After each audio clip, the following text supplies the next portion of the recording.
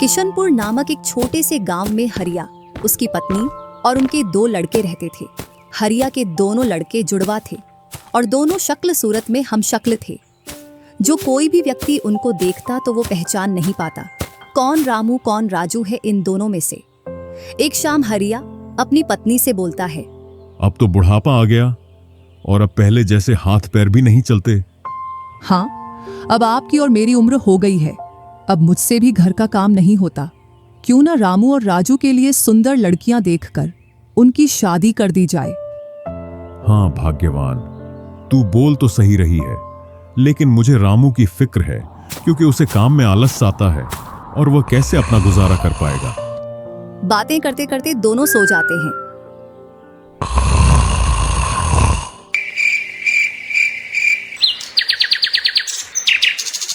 और सुबह उठकर हरिया रामू राजू से बोलता है, तुम दोनों खेतों पर चले जाना और एक खेत को खोद आना जिसमें मैं आकर बीज बो दूंगा।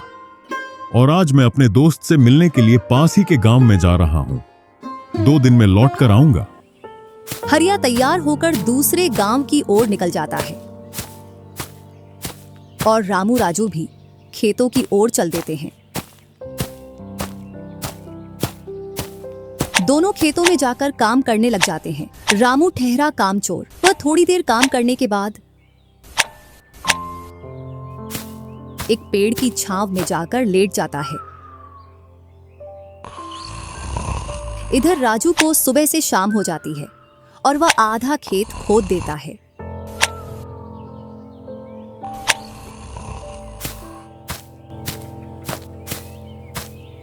और हरिया भी अपने दोस्त के पास पहुंच जाता है। अरे भाई हरिया, कैसे आना हुआ? तुझसे मिलने की इच्छा हुई तो मिलने आ गया। चल अच्छा है, पहले भोजन करते हैं, इसके बाद गप्पे लड़ाएंगे। दोनों साथ में भोजन करते हैं।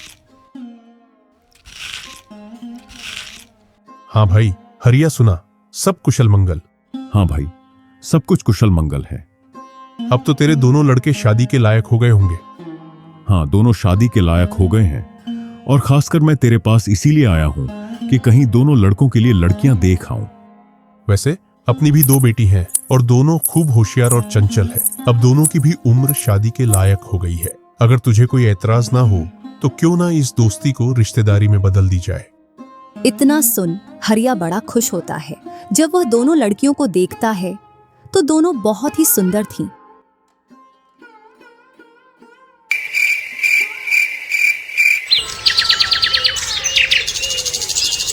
सुबह होते ही हरिया अपने दोस्त से बोलता है, मैं जल्द ही मेरी बहुओं को लेने आऊंगा। इतना बोलकर हरिया अपने गांव की ओर चल देता है। इधर रामू और राजू भी अपने खेतों पर काम करने के लिए आ जाते हैं और रामू पेड़ की छांव में जाकर सो जाता है। इधर राजू अपने काम में लगा रहता है। शाम होने को आ जाती है और हरिया भी अपने खेतों के पास आ जाता है। रामू की आंख खुलती है तो हरिया उसको आता हुआ दिखता है, तो वह खेत में जाकर काम करने लग जाता है। चलो घर, अब शाम हो गई और खेत भी पूरा खुद गया है।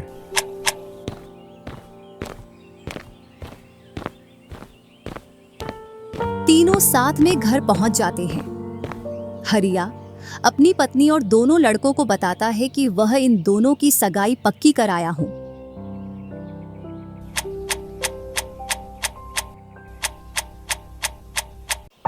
और वह कुछ दिन बाद दोनों का विवाह कर देता है। ऐसे ही कुछ वर्ष निकल जाते हैं।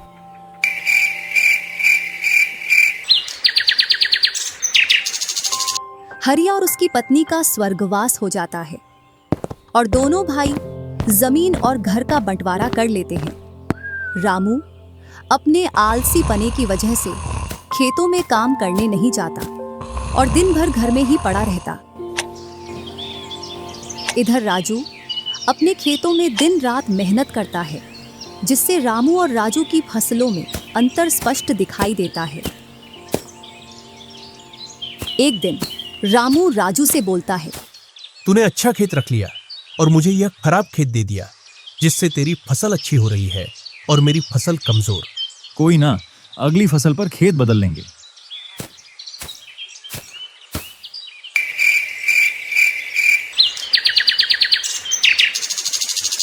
अगली फसल पर रामू राजू से खेत बदल लेता है और एक खेत ज्यादा ले लेता है। फिर भी राजू खुशी खुशी उसे खेत दे देता है।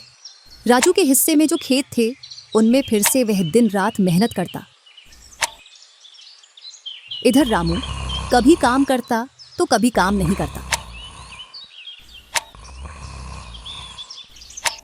रामू के पास बीज खरीदने के भी पैसे नहीं थे, तो वह पैसे लेने के लिए जमींदार के यहाँ चला जाता। जमींदार जी, कुछ पैसे उधार चाहिए थे, जिससे मैं अपने खेतों के लिए बीज ले आता और फसल आने पर मैं आपको पैसे लौटा देता। क्यों नहीं भैया, लेकिन आपको 2% ब्याज देना पड़ेगा। जी जमींदार जी, मैं ब्याज दे दूंगा। जमींदार रामू को पैसे दे देता है और रामू उनसे कुछ बीज लाकर अपने खेतों में बो देता है। इधर राजू अपनी फसल की रोज देखभाल करता और रामू बोकर आया उसके बाद से अपनी फसलों को देखने के लिए भी नहीं गया। वहीं अपने घर में पड़ा रहता और दिन रात सोता रहता।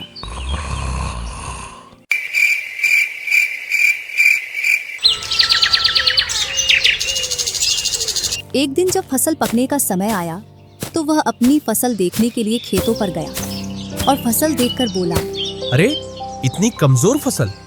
मैंने खेत बदल लिया, फिर भी लगता है मेरी ही किस्मत खराब है। जो भी जमीन में लेता हूँ उसमें अच्छी फसल होती ही नहीं है। ऐसे कहते हुए वह अपने घर आ जाता है और अपनी पत्नी से बोलता है, राजू की फसल तो अच्छी है, बस हमारी फसल ही कमजोर है। ऐसा कैसे हो सकता है? ऐसा तो होगा ही। दिन रात जो घर में पड़े रहते हो और खेतों में समय समय पर दवाई पानी नहीं दोगे तो फसल ऐसी कमजोर रहेगी। फिर बोलते हो किस्मत खराब है। किस्मत नहीं, मेहनत करनी पड़ती है। चल चल, मेरे को मत सिखा। अगर किस्मत ना हो तो कुछ भी नहीं होता। अगर मेहनत से कोई बड़ा बनता तो सबसे पहले गधा बड़ा बनता, क्योंकि उसके बराबर कोई मेहनत नहीं करता।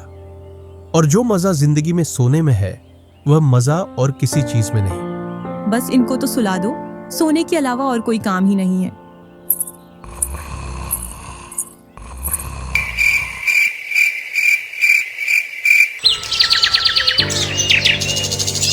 कुछ दिनों बाद जब फसल निकली तो राजू की फसल रामू से दोगुनी निकली, जबकि उसकी जमीन रामू से कम थी।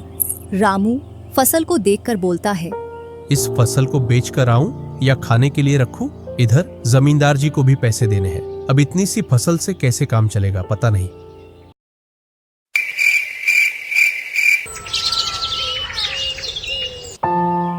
एक दोपहर रामू सो रहा था, तभी उसका गेट किसी ने खटखटाया। पता नहीं कौन भरी दोपहर में नींद खराब करने के लिए आ गया। जैसे ही वह गेट खोलता है तो सामने जमींदार खड़ा दिखता है। क्या यह रामू का घर है? रामू ने सोचा, क्यों ना मैं इसे राजू के घर पहुंचा दूं। यह मुझे पहचान भी नहीं पाया। मैं तो राजू हूँ, वह वाला घर है रामू का।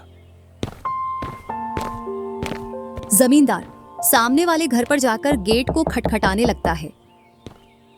राजू गेट खोलता है और बोलता है, क्यों भाई, इतनी तेज गेट को क्यों खटखटा रहे हो? मैंने आपके रुपए लेकर खा लिए क्या? हाँ भैया रामू, तुमने मेरे जो पैसे लिए थे उन्हीं को लेने के लिए आया हूँ। तुमने बोला था फसल आने पर पैसा लौटा देंगे, जो तुमने अभी तक नहीं लौटाया। क्या जमींदार जी, आप भी दोपहर में नशा करके आ गए? मैंने कब आपसे पैसे उधार लिए? क्या तुम ही रामू हो? नहीं, मैं तो राजू हूँ। रामू तो सामने वाले घर में रहता है।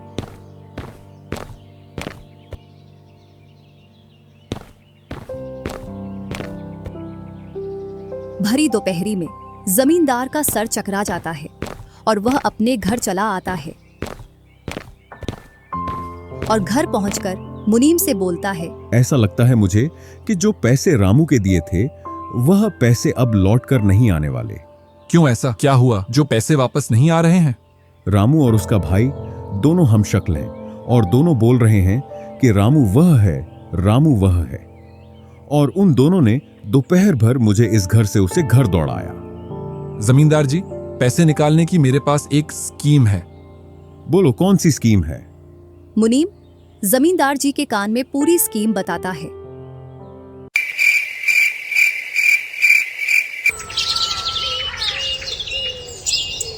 दूसरी सुबह जमींदार, मुनीम और दो आदमी जिनके हाथ में लाठी थी, चारों लोग रामू के घर की ओर चलते हैं। जैसे ही रामू के घर के पास पहुंचते हैं तो जमींदार और दोनों लोग थोड़ी दूर रुक जाते हैं। अरे रामू भैया, बाहर निकलो, मैं पास ही के गांव से आया हूं। जरूर जमींदार होगा, मैं आज गेट खोलूंगा ही नहीं। मैं तुम्हारी ससुराल से आया हूं। तुम्हारे ससुर साहब ने तुम्हारे लिए कुछ रुपए और कुछ आभूषण भेजे हैं, क्योंकि बुढ़ापे की वजह से उनसे यहां तक आने की नहीं बन पा रही थी, इस वजह से उन्होंने मुझे भेजा है। इतना सुन रामू के मन में लालच आ जाता है और वे फटाक से गेट खोल देता है। कहाँ है पैसे और धन? क्या तुम्हारा ही नाम रामू है? हाँ, मेरा ही नाम रामू है। कहाँ है धन? यही पास में रखा है, चलो दोनों उठा लाते हैं। वह मुनीम के साथ चल देता। थोड़ी दूर चलने के बाद मुनीम जमींदार जी को बुला लेता है। जमींदार और दोनों लोग रामू के पास आ जाते हैं। लाओ मेरे पैसे लौटाओ, ब्याज समेत। मैंने आपसे पैसे नहीं लिए। ये ऐसे नहीं मानेगा। अब तुम दोनों के हवाले करता हूं, तुम चाहे जैसे इससे पैसे निकालो। और दोनों आदमी रामू को लठ से मारते हैं। रामू चिल्लाता हुआ, अरे भाई रुको, अरे भाई रुको, मत मारो, अरे भाई रुको, मत मारो। इधर वह दोनों रामू में दे लठ लठ बरसा रहे थे।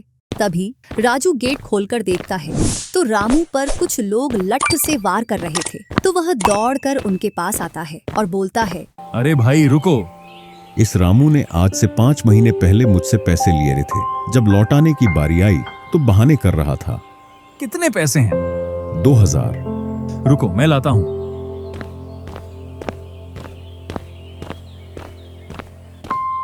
राजू रुपए लाकर जमींदार को देता है और जमींदार और उसके साथी वहां से चले जाते हैं। इधर रामू भी अपने घर में चला जाता है और राजू भी।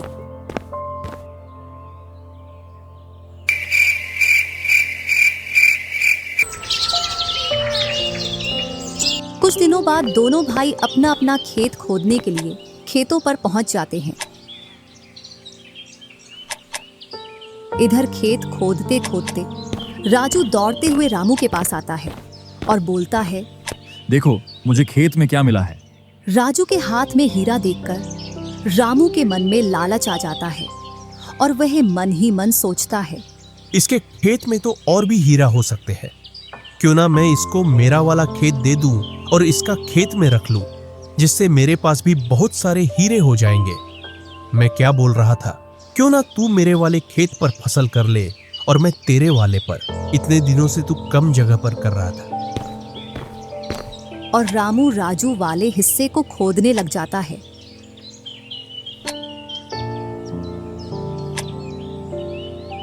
शाम तक पूरे खेत को खोद देता है, लेकिन उसे उसमें कुछ भी नहीं मिलता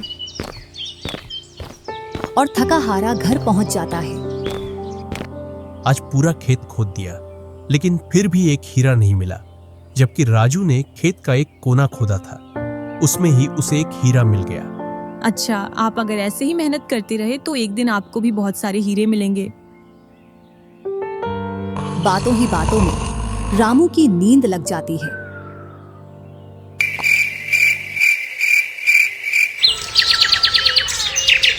और जब सुबह होती है तब वह बोलता है, आज जैसी नींद मुझे कभी नहीं आई। हाँ, अगर तुम ऐसे ही मेहनत करते रहे तो आपको रोज ऐसी नींद आएगी।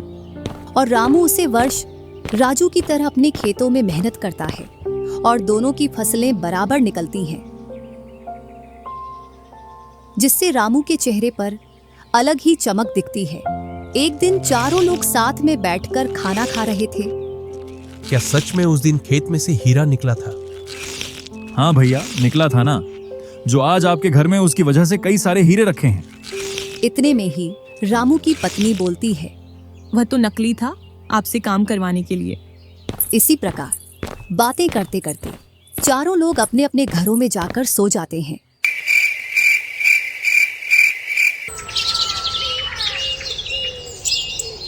सुबह होते ही तुम दोनों को राजा साहब ने राजमहल बुलाया है। वह दोनों भाई सेनापति के साथ चल देते हैं। अब पता नहीं कौन सी आपदा आ गई। कुछ नहीं, कुछ अच्छा काम होगा, तभी तो हमें बुलाया है। दोनों राजा के पास पहुंच जाते हैं। हमने सुना है इस वर्ष तुम्हारी फसल सबसे अच्छी निकली है और आपने इस बार सबसे ज्यादा राजकोष में कर दिया है। इसी का आप दोनों को इनाम दिया जाता है। दोनों भाइयों को आपके गांव में इनाम के रूप में दुगनी जमीन दी जाती है।